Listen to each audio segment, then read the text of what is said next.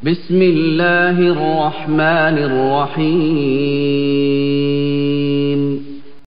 Assalamualaikum warahmatullahi wabarakatuh. Penempatan kalimat tauhid yang ketiga adalah kalimat taqwa. Hal ini dijelaskan Allah Subhanahu wa taala di dalam Al-Qur'an, surah Al-Fat ayat ke-26. A'udzubillahi minasyaitonirrajim. Bismillahirrahmanirrahim.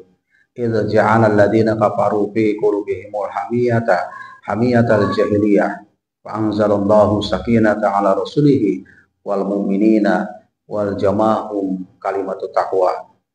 Yang artinya, ketika orang-orang kafir menanamkan ke dalam hati mereka kesombongan, yaitu kesombongan jahiliyah, lalu Allah menurunkan ketenangan kepada Rasulnya dan kepada orang-orang mukmin, dan Allah mewajibkan kalimat taqwa kepada mereka, dan mereka berhak dengan kalimat taqwa itu.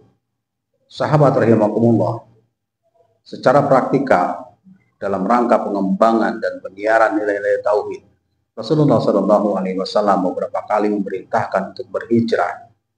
Hal ini dilakukannya adalah dalam rangka pemenuhan langkah-langkah strategis dalam penyiaran risalah Allah Subhanahu wa taala di muka bumi. Pada tahun kelima kenabian terjadilah hijrah pertama ke Habsyi. Kemudian dilanjutkan dengan hijrah yang kedua pada tahun kenabian yang sama. Pada saat itu, dakwah yang disampaikannya masih menitik beratkan kepada tema sawasiyah atau kalimatus sawa. Kemudian dilanjutkan dengan pembinaan terhadap kaum mukminin yang menitik beratkan pada tema kalimat thayyibah.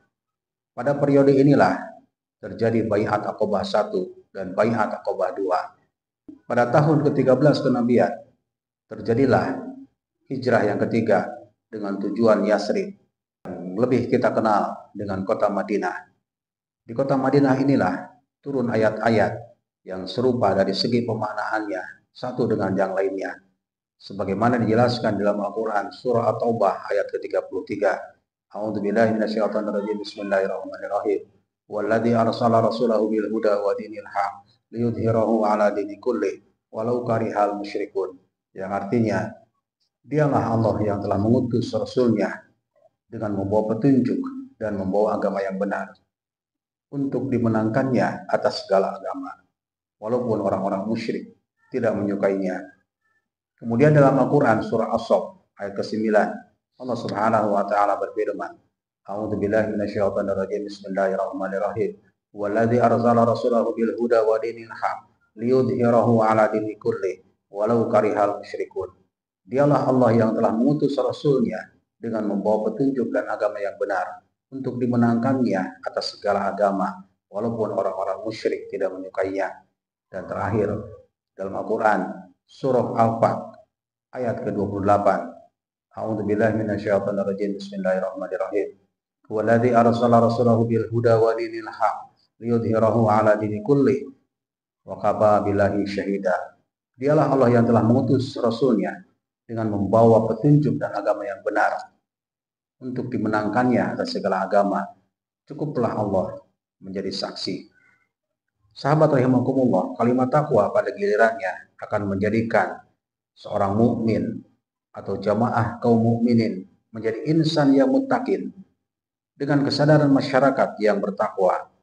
Inilah sebuah fase untuk mewujudkan masyarakat yang muttaqin, yang memiliki kualitas menjadi pribadi-pribadi yang terbangun di atas nilai-nilai takwa, yang memiliki ciri sebagaimana dijelaskan di dalam Al-Quran surah Al-Baqarah ayat 177. A'udzubillahi minasyaitonirrajim. Bismillahirrahmanirrahim.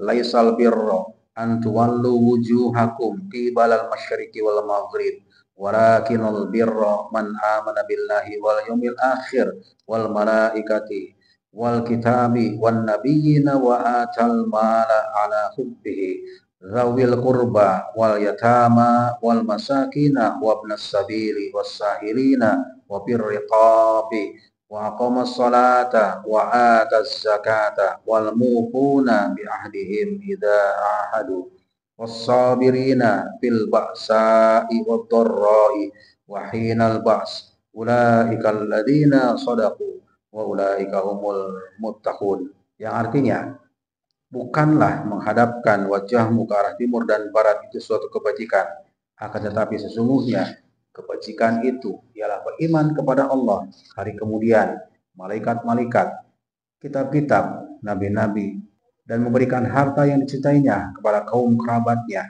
anak-anak yatim, orang-orang miskin, musafir yang memerlukan pertolongan, serta orang-orang yang meminta-minta, dan memerdekakan hamba sahaya, mendirikan sholat, menunaikan zakat, dan orang-orang yang menepati janjinya apabila ia berjanji, dan orang-orang yang sabar dalam kesempitan, penderitaan, dan dalam peperangan. Mereka itulah orang-orang yang benar imannya, dan mereka itulah orang-orang yang bertakwa. Inilah perwujudan dari iman dan Islam yang benar.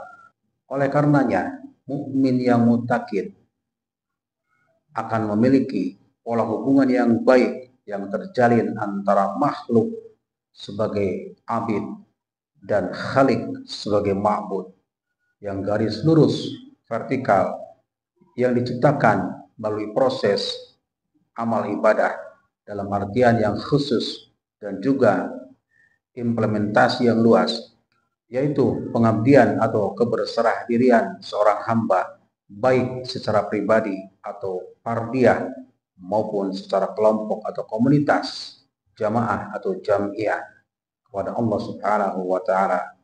Wallahu a'lam bishawab. Assalamualaikum warahmatullahi wabarakatuh.